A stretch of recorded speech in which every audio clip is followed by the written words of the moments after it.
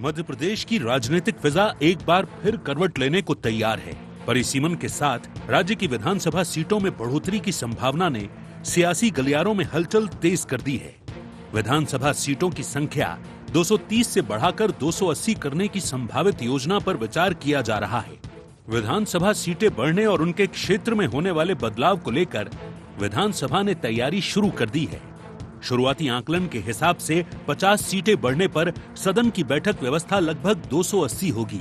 वहीं अगले विधानसभा चुनाव में महिलाओं को 33% आरक्षण भी दिया जाना है, जिसके तहत 230 सीटों में से 76 सीटें महिलाओं के लिए आरक्षित होंगी और परिसीमन के बाद सीटें बढ़ी तो उनमें भी आरक्षण मिलेगा।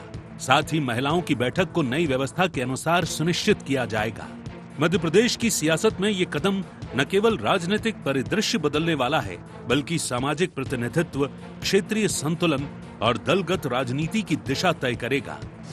विधानसभा सीटें बढ़ाने के लिए तैयार किया जा रहा ड्राफ्ट, सदन के भीतर लगाई जा रही नई सीटें, 50 सीटें बढ़ाने की तैयारी शुरू, बैठक व्यवस्था में 20 सीटें अतिरिक्त, 30 का इंतजाम बाकी।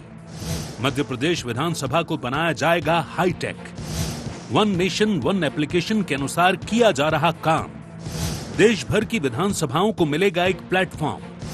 विधायकों को रुकने के लिए मिलेंगे नए आवास। 2 टावर में बनाए जाएंगे 110 4 BHK फ्लैट। विधानसभा चुनाव के पहले तैयार हो जाएंगे आवास। 50 सीट भी अगर बढ़ जाती हैं तो भी कोई व्यवस्था गड़बड़ाएगी नहीं। हम उन सदस्यों को अतिरिक्त सीटों पर ये सारी सुविधाएं जो ई विधान के लिए उनके सीट पर टैब लगना हो या और सुविधाएं देना हो, हम दे सकेंगे। इस तरह से विधानसभा पूरी तैयारी कर रही है। वहीं परिसीमन और विधानसभा सीटें बढ़ाए जाने को लेकर सत्ता पक्ष और विपक्ष दोनों ही अपनी अपनी संभावनाएं तलाश रहे हैं। परिसीमन से न सिर्फ क्षेत्र का विकास होगा और बल्कि लीडरशिप को और नए अवसर भी मिलेंगे और साथ में अपने क्षेत्र की जनता के लिए हम बहुत बेहतर कुछ काम कर पाएंगे। क्योंकि अब महिलाओं का आरक्षण को भी अब शुरुआत हो चुकी है, इस दृष्टि से सीटें बढ़ाई जाएंगी। तो नियम प्रक्रिया के तहत जितनी भी सीटें बढ़ाई जाएंगी वो परिसीमन के बाद स्पष्ट हो जाएगा। जैसा आज समाचार पत्रों में प्रकाशित हुआ है कि मध्य प्रदेश में शायद 50 सीटें बढ़ने की संभावना है, तो हो सकता है 50 सीटें बढ़े, लेकिन अभी इसके लिए विधिवत रूप से नोटिफिकेशन होने के बाद एरिया बनेंगे, उसकी जनसंख्या की जानकारी ली जाएगी, तब उसका होगा। और कांग्रेस पार्टी की ओर से मुझे भी जिम्मेदारी दी गई है, हम लोग इसमें हस्तक्षेप करेंगे और लोगों को न्याय दिलाएंगे। मध्य प्रदेश में विधानसभा सीटों की संख्या बढ़ाने की ये संभावित योजना सिर्फ एक प्रशासनिक कवायद ही नहीं, बल्कि राजनीतिक रणनीति भी है। सीटों का पुनर्निर्धारण, जनसंख्या वृद्धि, जातीय समीकरण और चुनावी लाभों को भी ध्यान में रखकर किया जाएगा। ज्यादा विधानसभाएं एक और लोकतंत्र को जमीन तक पहुंचाने का सशक्त माध्यम बन सकती हैं, तो वहीं दूसरी ओर संसाधनों पर अनावश्यक दबाव भी पैदा कर सकती हैं। वहीं देखने वाली बात यह होगी कि ये योजना प्रशासनिक सुगमता और जनहित के लिए एक बेहतर कदम साबित होगी या फिर राजकोषीय स्थिति के लिए अनावश्यक बोझ बनेगी। Bureau report, IND 24।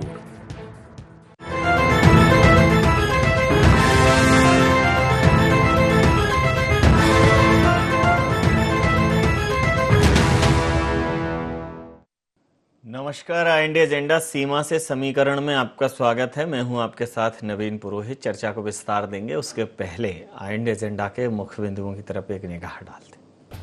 परिसीमन से कितने बदलेंगे सियासी समीकरण? क्या सीट बढ़ने से बदलेगा विधानसभा का गणित? क्या 33% आरक्षण से सधेगी आधी आबादी? परिसीमन पर कितना मिलेगा विपक्ष का समर्थन? नमस्कार, इन्हीं सवालों के साथ चर्चा में आप सबका पुनः स्वागत है। मैं हूं आपके साथ नवीन पुरोहित। मध्य प्रदेश में विधानसभा क्षेत्रों का परिसीमन होकर लगभग 50 नई विधानसभा क्षेत्र बढ़ने की संभावना है। इस प्रकार से मध्य प्रदेश की विधानसभा में लगभग 50 सीटें बढ़ जाएंगी। इसको लेकर विधानसभा में तैयारी हो रही है। दूसरी मुख्य बात यह है कि परिसीमन के बाद, विधानसभा क्षेत्र बढ़ने के बाद 33% महिलाओं को भी मौका मिलेगा विधानसभा के प्रत्याशी के तौर पर, विधायक के प्रत्याशी के तौर पर। तो करीब करीब इस बार अगर इस दृष्टिकोण से देखा जाए तो 280 विधानसभा क्षेत्र हो जाएंगे। 280 विधानसभा सीटों पर 1/3 महिलाएं, करीब करीब 90 से ज़्यादा महिलाओं को टिकट मिलेंगे। तो जो महिला नेतृत्व है, वुमेन लीडरशिप है, वो बहुत सशक्त होकर सामने आएगी और राजनीति की पूरी फिजा बदलेगी। दूसरा, कई विधानसभा क्षेत्र ऐसे हैं जिसमें उनको विधानसभा के मुख्यालयों में, जिले के मुख्यालयों में परेशानी का सामना करना पड़ता है, बहुत अव्यावहारिक से हैं। तो उस व्यवहारिकता का भी ध्यान रखा जाए। कांग्रेस खुद कह रही है कि वो इस पूरे मामले पर नज़र बनाए हुए और इस पर हस्तक्षेप करेगी जब आवश्यकता होगी। लेकिन एक सुदृढ़ लोकतंत्र के लिए निश्चित रूप से आबादी बढ़ी है, शहरीकरण हुआ है, एक भौगोलिक बदलाव हुआ है, तो उस हिसाब से परसीमन होना आवश्यक भी है, समय की ज़रूरत है। इसी मुद्दे पर करेंगे चर्चा। संतोष सिंह गौतम जी प्रवक्ता हैं, मुख्य प्रवक्ता मध्य प्रदेश कांग्रेस के हमारे साथ हैं। मंजरी जैन जी मीडिया वार्ताकार मध्य प्रदेश भारतीय जनता पार्टी से हमारे साथ हैं। योगीराज योगेश जी वरिष्ठ पत्रकार हमारे साथ हैं। तो संतोष सिंह जी, अभी परसीमन को लेकर कवायद शुरू हो गई है, विधानसभा को हाईटेक किया जा रहा है, विधानसभा में सीटें बढ़ाने की भी कवायद की जा रही है, परसीमन की अपनी कवायद चल रही है। तमाम सारे मामले एक साथ हैं, जातिगत जनगणना भी है, परसीमन भी है, महिलाओं को 33% अवसर देने की बात है। चूँकि ज़्यादातर जगहों पर सरकार भारतीय जनता पार्टी की है, उन्हीं को ये सब करना है, ये एक तरीके के कमिटमेंट फुलफिल करने उन्हें। तो आप क्या दृष्टिकोण रखते हैं इस पूरे मामले पे? नवीन जी, मामले में पूरी तरह से सकारात्मक है और मैं ये कहना चाहता हूं कि कांग्रेस पार्टी ने इसके लिए नवंबर में ही अपनी ओर से कांग्रेस पार्टी के वरिष्ठ नेताओं की कमेटी बनाई है, विवेक तन्खा जी की अध्यक्षता में, जो पूरे मामले पर नजर रखेगी और हम ये देखेंगे कि जनगणना के अनुसार सभी को उसमें पर्याप्त अवसर मिलता है। तो मैं समझता हूं कांग्रेस पार्टी इसको सुनिश्चित करेगी और महिलाओं की जो सीटें बढ़ने की बात कही जा रही है कि लगभग मैं समझता हूं 93-94 सीटें महिलाओं के लिए हो जाएंगी यदि 280 सीटें होती हो, 33% आरक्षण मिलता है तो। और इसके साथ ही अनुसूचित जाति और जनजाति की सीटों में भी इजाफा होगा, क्योंकि 280 सीटें बढ़ेंगी तो आनुपातिक उस प्रकार से आरक्षण होगा। तो कांग्रेस पार्टी हर मामले पर नजर बना के रखेगी और ये देखेगी कि जनगणना के हिसाब से और पूरी ईमानदारी से ये पूरा कार्य संपन्न हो। क्योंकि पहले ये देखने में आया है कि भारतीय जनता पार्टी की जो पहले की शिवराज सरकार थी, या अभी खैर शिवराज सरकार ही थी लंबे समय तक, तो उसमें जब भी नगर निगम की सीमाओं को लेकर आरक्षण हुआ तो उसमें कई प्रकार के विवाद उत्पन्न हुए, क्योंकि भारतीय जनता पार्टी ये चाहती है कि उसके जो कोर वोटर्स के एरिया हो या इस तरह से मामले हो, तो उनको उसने अपने प्रशासनिक दबाव के कारण चेंज किए थे। तो हम ये सुनिश्चित करेंगे कि ऐसा न हो, ईमानदारी से पूरी तरह से परिसीमन हो, और परिसीमन समय की मांग है, कांग्रेस इसका विरोध नहीं करेगी, समर्थन करेगी, सकारात्मक रहेगी कांग्रेस जी। मीडिया वार्ताकार मध्य प्रदेश भारतीय जनता पार्टी की, देखिए परिसीमन भी करना है सरकार को, मोदी जी का वादा है 33% आरक्षण भी देना है, 2028 तक इसको लागू करना है। तो जवाबदेही आपकी सरकार की ज़्यादा है। कांग्रेस तो ऑब्जर्व करेगी और कहीं ना कहीं ऑब्जेक्शन करेगी अगर उसको कुछ भी ऊपर नीचे दिखा, लेकिन प्रश्न चिन्ह आपके ऊपर ही खड़े होने। मंजरी जी, सभी को नमस्ते। देखिए, मध्य प्रदेश का जो लोकतंत्र है वो नए युग में प्रवेश कर रहा है और यहाँ सिर्फ प्रतिनिधित्व संख्या का नहीं बल्कि संकल्प का है। और परिसीमन के बाद देखिए, जैसे न सिर्फ जनसंख्या असंतुलन, क्षेत्रीय असंतुलन तो हो गई ठीक, इसके अलावा जो है लोकतंत्र की पहुंच जो है वो गांव वंचित तक पहुंचेगी। निश्चित तौर पर ये जो परिसीमन होगा और इसमें इससे बढ़कर इसमें जो 33% महिलाओं को प्रतिनिधित्व मिलने वाला है, जो निर्णायक शक्ति के रूप में विधानसभा में और संसद में हमारी बहनें आएंगी, तो निश्चित तौर पर एक बड़ा अच्छा परिदृश्य विधानसभा का देखने को मिलेगा और हम अच्छे निर्णय कर पाएंगे। तो जब परिसीमन होगा तो निश्चित तौर पर 2001 के बाद ये परिसीमन हो रहा है शायद, तो अब जनसंख्या भी बढ़ गई, तो उस हिसाब से परिसीमन होना अत्यंत आवश्यक है ताकि क्षेत्रीय लोगों की पहुंच जो है अपने विधायक तक रहे और विधायक भी निचले स्तर पर जाकर क्या वहां की क्षेत्रीय समस्याएं और उनका कैसे निदान किया जा सके, तो निश्चित तौर पर ये तो एक अच्छा काम है और होना भी चाहिए। और सबसे बड़ी खुशी की बात यह है कि परिसीमन के साथ जो है वो महिलाओं का प्रतिनिधित्व भी सुनिश्चित होगा, जो कि मोदी जी के जो कहा है वो करके दिखा रहे हैं। महिला शक्ति का रूप जो है वो हर जगह हमें आज देखने को मिल रहा है, हर मंच पर देखने को मिल रहा है। और अभी जो परिदृश्य चल रहा है वर्तमान में, वहां भी हम देख रहे हैं कि महिला शक्ति जो है वो प्रखर होकर हर मंच पर आ रही है और मोदी जी उनका अवसर दे रहे हैं। तो ये एक अच्छी पहल है। और मुझे लगता है कांग्रेस ऑब्जेक्शन की बात कर रहे हैं, और मैं ये कहूंगी कि थोड़ा शब्दों को यदि अच्छा करके बोला जाए तो ये कहें कि हम नहीं, ये मैंने कहा है कांग्रेस ऑब्जर्व करेगी और ऑब्जेक्शन करेगी। नहीं, बिल्कुल जी, सुझाव तो आप मांगेंगे तो देगी कांग्रेस। बिल्कुल बिल्कुल, सुझाव तो लिए जाएंगे जनप्रतिनिधियों से, बिना सुझाव के तो काम होगा नहीं। जी, तो मैं समझती हूँ बहुत अच्छा काम है जी। और नबी जी शायद आप योगी भी राज इस बात के लिए ये जैसे ये जो परसीमन की बात है, ये कोई एक छोटी कवायद नहीं है। देखिए, कई लोगों के जिले बदल जाएंगे, तहसील बदल जाएंगे, विधानसभा मुख्यालय बदल जाएंगे, डॉक्यूमेंटेशन खसरा खतौनी, मतलब एक बड़ा बदलाव है। कहने भर को लगता है कि 50 सीटें जुड़ेंगी, लेकिन ऊपर से नीचे तक आमूलचूल परिवर्तन होगा। बिल्कुल आमूलचूल परिवर्तन होगा और समय की आवश्यकता भी है, क्योंकि बहुत लंबे समय से इस बात की डिमांड खुद जनप्रतिनिधि भी कर रहे थे। होता है क्या है कि मध्य प्रदेश की जो भौगोलिक स्थितियां हैं बड़ी विचित्र सी हैं, और आप ये देखिए कि कई विधानसभा ऐसा, जैसे अपन भोपाल से लेकर बुधनी विधानसभा की बात कर लें। अब बुधनी विधानसभा 3 जिलों में घुस रही, और रायसेन में भी जाना है, और भोपाल का भी कुछ हिस्सा है, और सीहोर में भी है। तो ये प्रशासन की दृष्टि से भी दिक्कत आती है विधायकों को काम करने में। वो सीहोर जिले में काम कराने जाए कि विदिशा जाए कि भोपाल आए।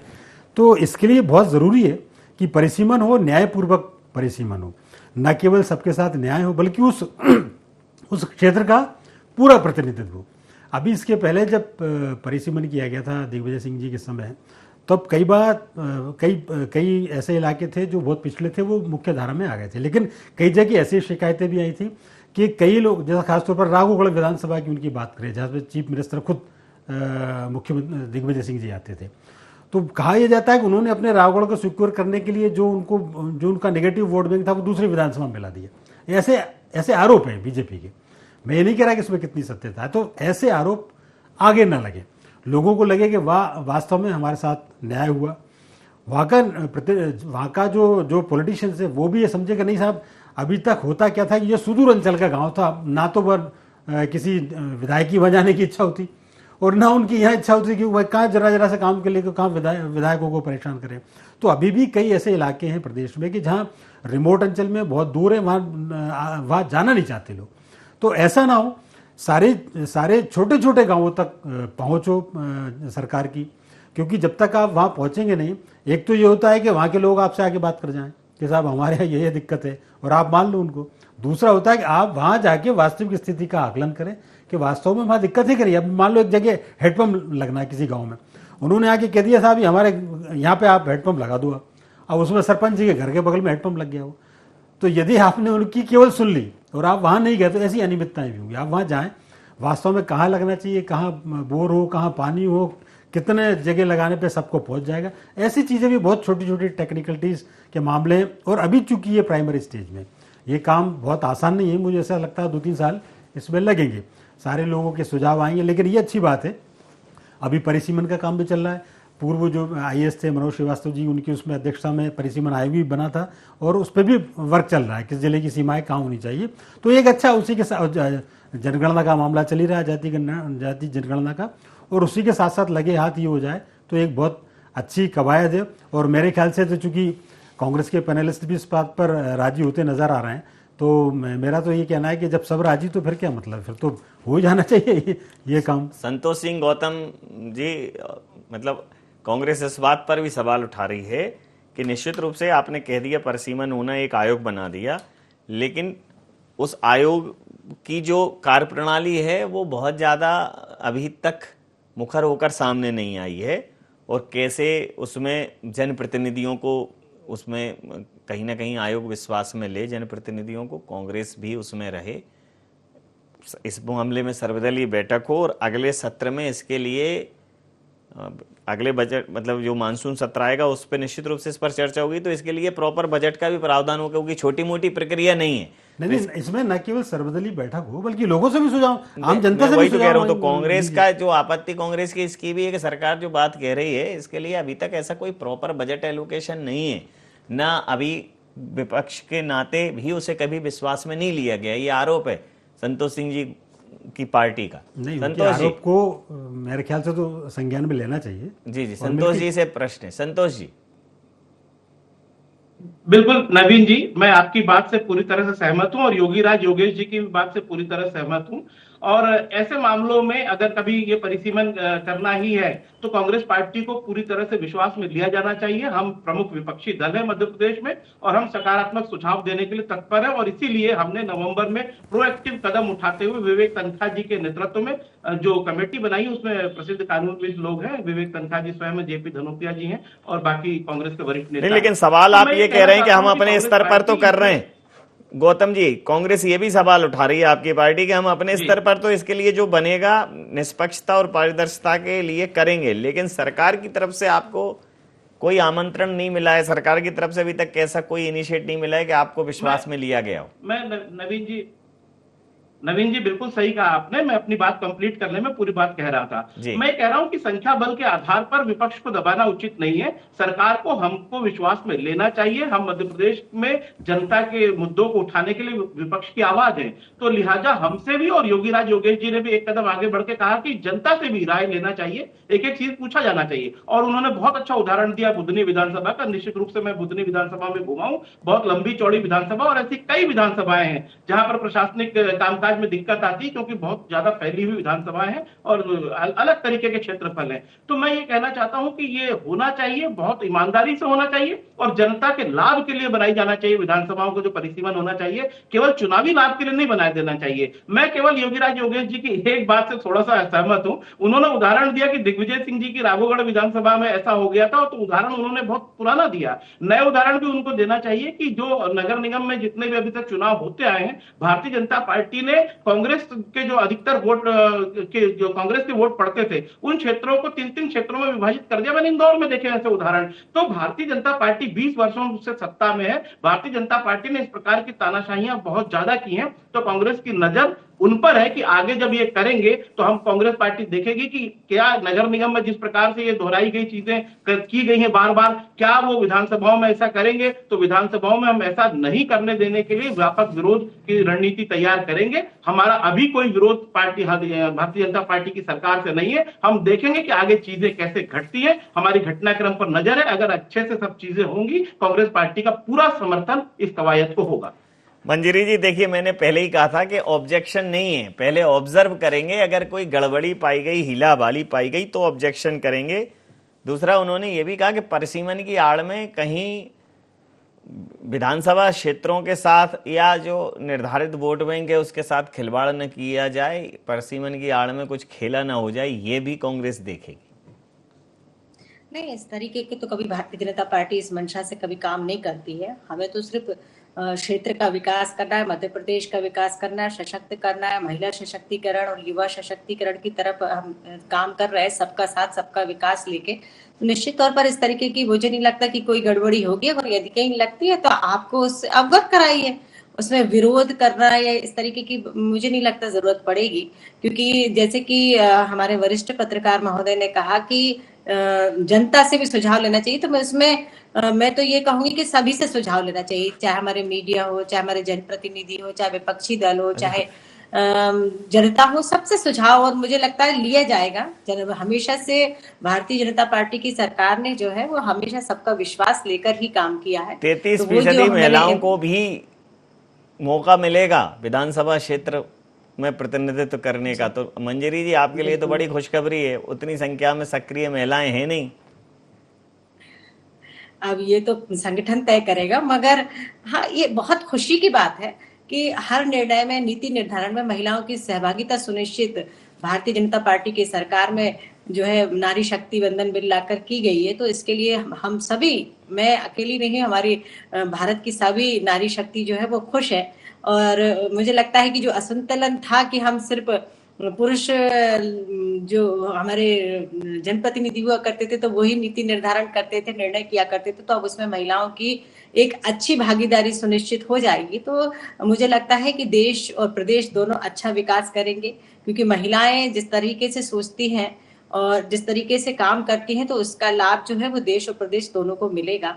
जब हम दोनों मिलकर काम करेंगे, पुरुष और नारी, तो निश्चित तौर पर दोनों शक्ति मिलकर जब काम करेंगे तो एक संतुलित विकास भी होगा। जी, तो योगीराज जी देखिए, दो चीजें हैं। एक तो जो सक्रिय अभी महिला नेत्रियां हैं दोनों ही दलों में, अगर 33% आरक्षण की बात होती है और वो रिजर्व हो जाता है, रूल बन जाता है, तो निश्चित रूप से दोनों दलों, क्या जो भी राजनीतिक दल हैं उनको ये हो जाएगा कि भाई ठीक है, कितनी बड़ी संख्या में 90 विधानसभा क्षेत्रों में महिला प्रत्याशियों को लाना ही पड़ेगा उन्हें, जो महिलाओं के लिए आरक्षित होंगी जो उसमें सीटें हैं।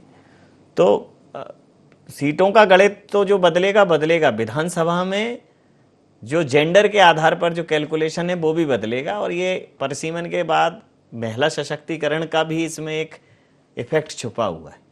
नहीं, बिल्कुल छुपा हुआ, और ये अच्छी बात है। और जब उनका आधी आबादी है वो इस धरती की, तो उनको 33 क्या, उनको तो 50% आरक्षण मिलना चाहिए।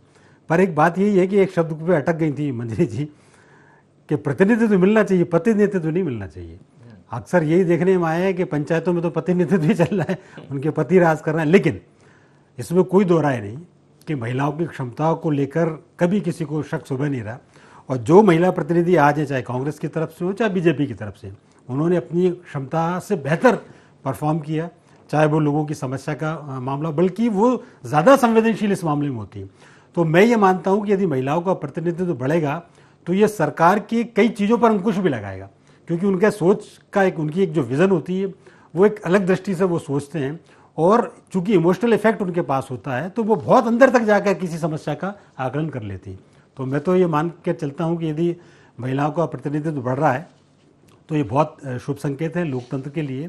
लेकिन और फ्रीली होकर महिलाएं काम करें, इंडिपेंडेंट होकर। तो 3 चुनौतियां सर सामने, एक जो एडमिनिस्ट्रेशन, जैसे परसीमन में ठीक है आप परसीमन कर दीजिए, लेकिन वही जो आपने कहा कि जब आप एक विधानसभा क्षेत्र पर जाते हैं तो एक विधानसभा क्षेत्र में 3 जिले लग रहे हैं, लोकसभा में पता चला 2 लोकसभाएं लग रही हैं, उसमें अलग अलग 2 जिले, तो वो सब जो विसंगतियां अभी तक हैं वो रिफाइन हो जाएंगे, क्योंकि ये परसीमन ऐसे रोज रोज नहीं होता, एक 2-3 दशक की कवायद है। इसमें एक चीज और आती है नवीन जी, कई बार क्या होता है कि एक सड़क एक विधानसभा से जाती है दूसरी लोकसभा में प्रवेश करती है जी।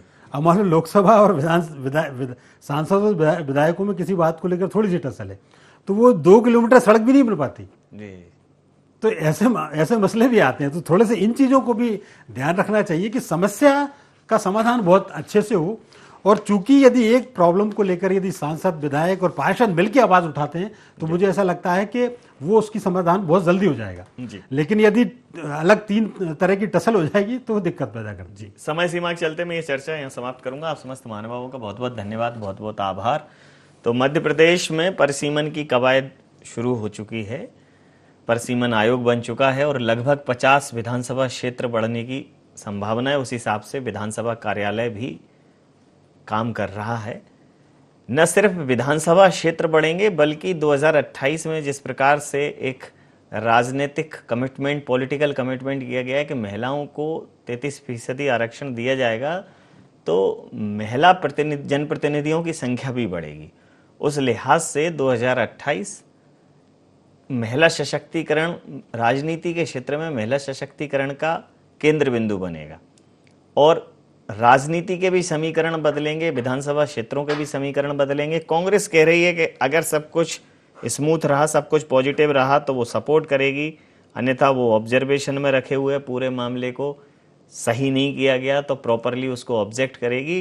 कोई भी पॉलिटिकल बेनिफिट किसी मेलाफाइड इंटेंशन के साथ किसी को भी नहीं लेने दिया जाएगा। IND एजेंडा में थे, आप बने रहिए IND 24 के साथ, देखते रहिए IND 24। नमस्कार।